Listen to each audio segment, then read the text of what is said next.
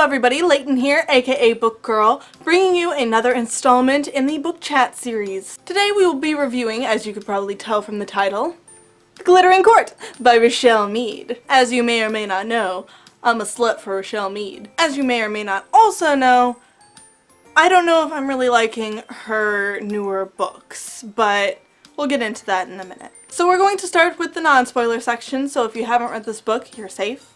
Stick around with us for a little bit longer. First, let's talk about what this book is about. So I'm going to read the inside cover flap of this book so that you know what the book is about before I go into more detail. Big and sweeping, spanning from the refined places of Osford to the gold dust and untamed forests of Edoria, The Glittering Court tells the story of Adelaide, an Osfridian countess who poses as her servant to escape an arranged marriage and start a new life in Edoria, the New World.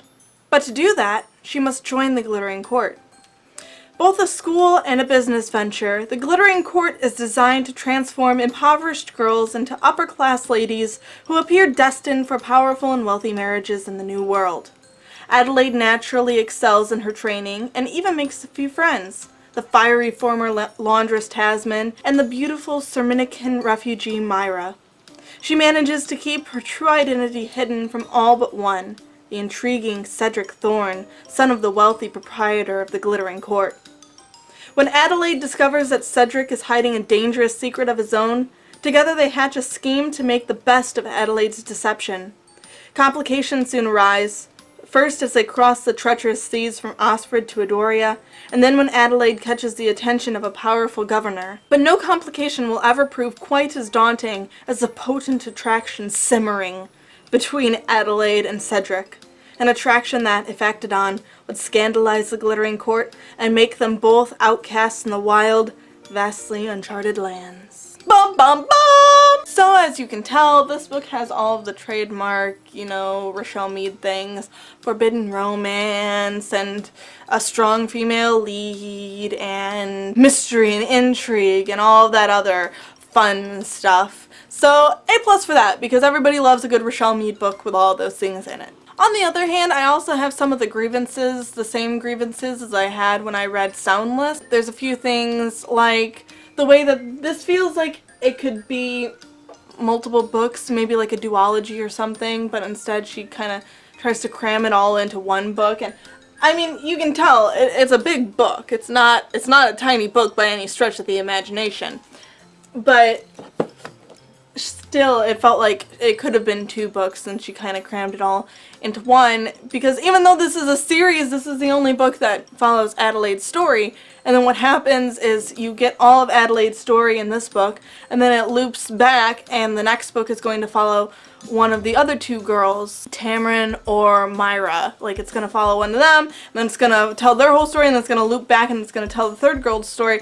That's how this series is working. So it's like, this is all we got of Adelaide, and it felt rushed while also feeling drawn out. It was a weird thing, and of course this is just my opinion, but that's how it kind of felt to me. It felt rushed and drawn out at the same time, which is really weird and doesn't sound like it could be a thing, but it was. But even with those tiny grievances, I still really enjoyed this book. I liked the forbidden romance just because, I mean, I'm a sucker for, like, forbidden romance is my thing. It's my favorite thing. And the main character is cool because just like in Soundless, and I don't want to compare it too much to Soundless, but, these are her two books that she's come out with relatively close to each other. Just like Soundless, this main character feels different. It doesn't feel like a Georgina Kincaid / Rose Hathaway knockoff. It feels like somebody totally her own. But even though she felt different, at the same time it was like I kind of missed the strong-willed characters, so I'm really hoping that the next two books, like the other two characters in this book that the rest of the series is going to be following, they seemed a little bit more strong-willed and really interesting. This girl was more of like, she was a governess or a countess or something, so she was very, proper already, and she didn't really have a lot of interesting things because she was, very like trained to be, prim and proper and whatever, and, she got out of that a little bit where she was being, she was being interesting, I guess. But I'm really more excited to see the other two characters and see how their stories play out.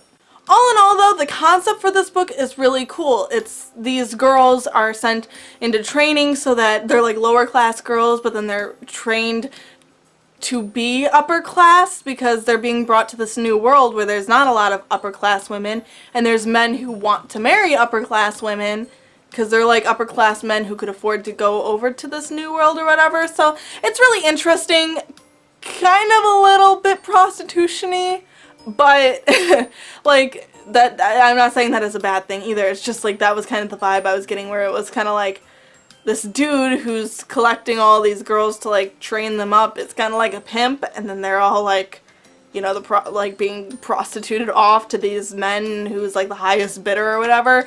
So it was a little weird, but at the same time it was a really cool thing to read. Overall, I give this book 8 stars. I definitely recommend that you read it. I'm definitely looking forward to the next 2 books.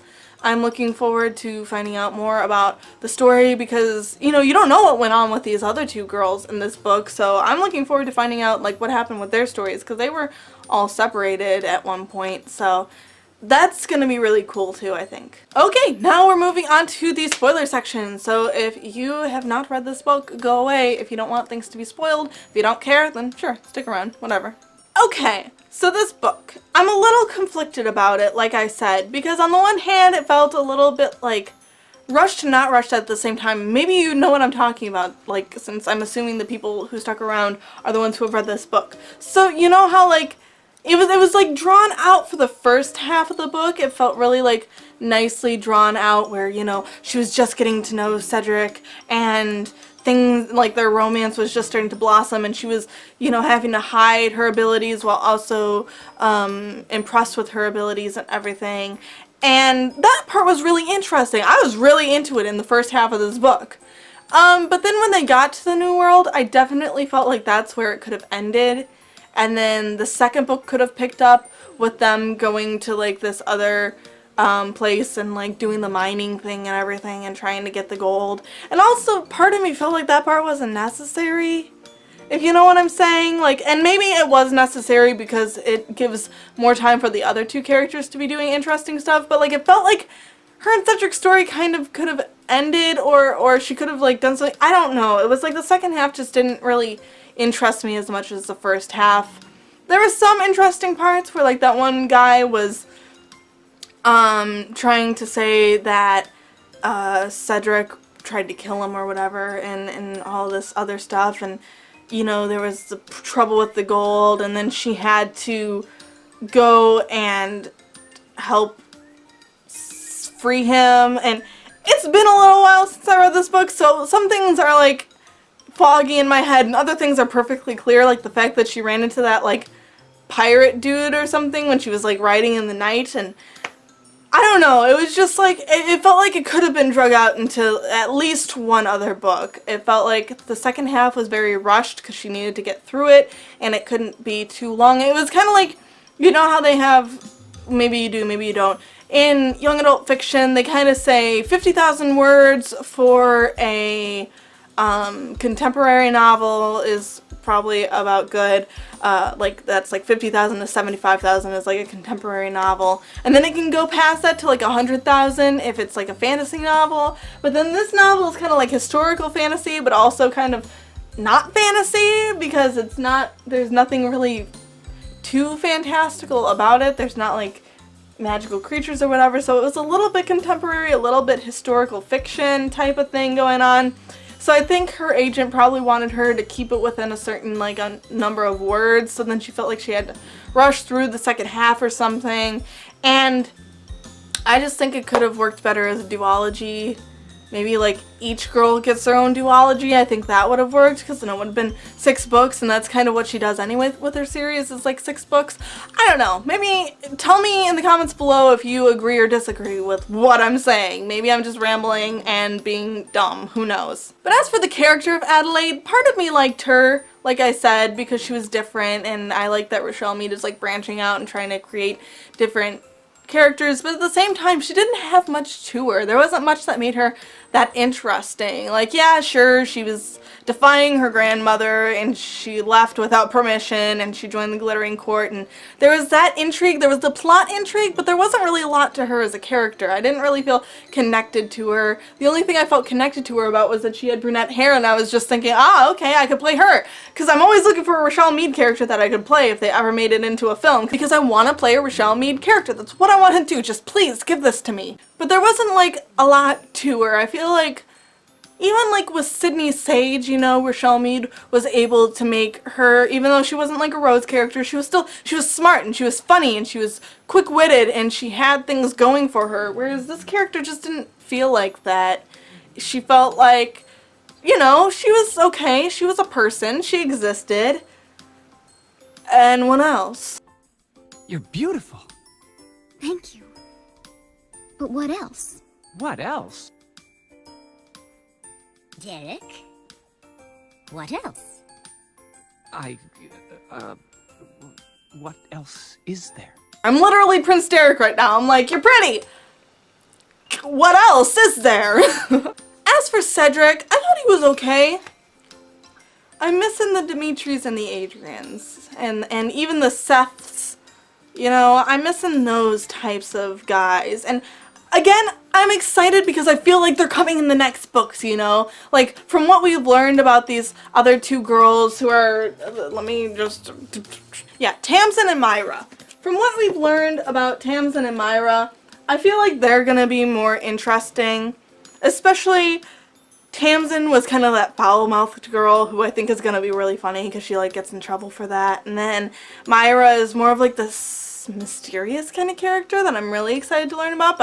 But like, I'm more excited for them because also there was like that one guy who I can't remember his name and I can't really remember what he did other than he was like a sailor or something. He had something to do with Tamsin, I think, and I think they might end up together or something. I don't know, but I'm really interested in finding out what happened with them because they seem like the interesting characters, and I'm like, honestly, Richelle Mead, she could have skipped Adelaide, in my opinion. Maybe you liked her, but I thought that she could have skipped her if she was going to have these other more interesting characters, because this felt more like a setup, like, oh, here's this girl who's sort of interesting, and she's sort of got a forbidden romance thing going on, but for the most part, you know, she's just a character, and she's really just here to help set up the other two characters' stories. And while I sort of understand that from a writing perspective, I also don't understand it from like a is it interesting standpoint. Let me know if you agree or disagree with that too, you know, in the comments.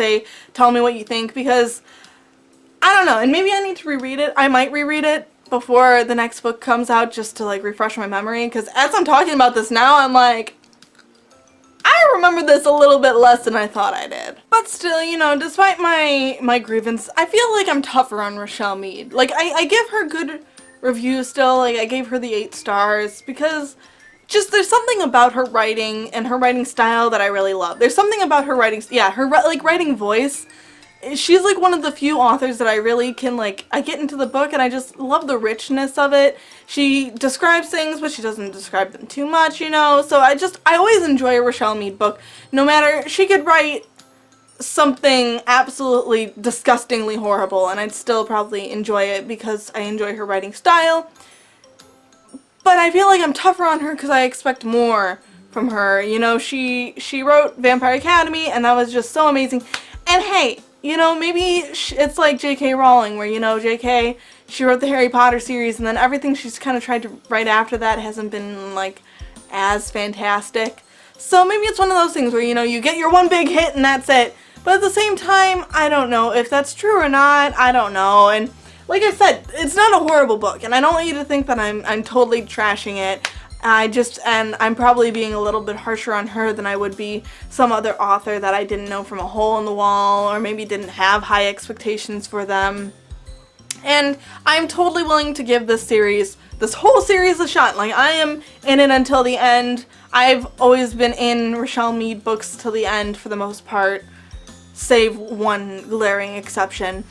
And yeah, I don't know, I have mixed feelings about this book, and giving it 8 stars was a little bit generous just with the mixed feelings that I have about it, but I gave it the 8 stars because I feel optimistic about the future of the series as a whole, you know? So yeah, just let me know what you think about all of it in the comments. I know I've said that like 3 times so far, but I want to make sure that you understand that this is a book chat, so I want to chat about it in the comments, and I want to discuss it, and if you have other feelings about it, then I'd definitely like to know. I'm very interested in other people's take on the series. So I am on social media. You can find me at book_GRL13. That's at bookgirl13.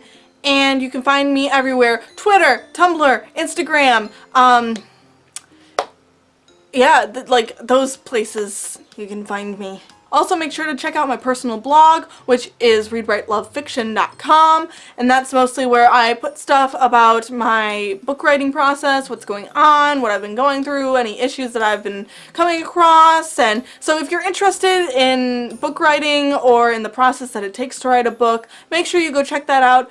All links to my social media and to that blog are in the description below. Make sure to like this video because narcissism, and also it just lets me know that you enjoyed this video and that I should keep making more of them. And so to wrap it all up, click there if you want to subscribe, click there if you want to watch my last book chat, and click on my boobs if you want to watch the latest video that has been uploaded to my channel. Thank you guys so much for watching this video. I hope you have a beautiful day, and I will see you next time. Bye!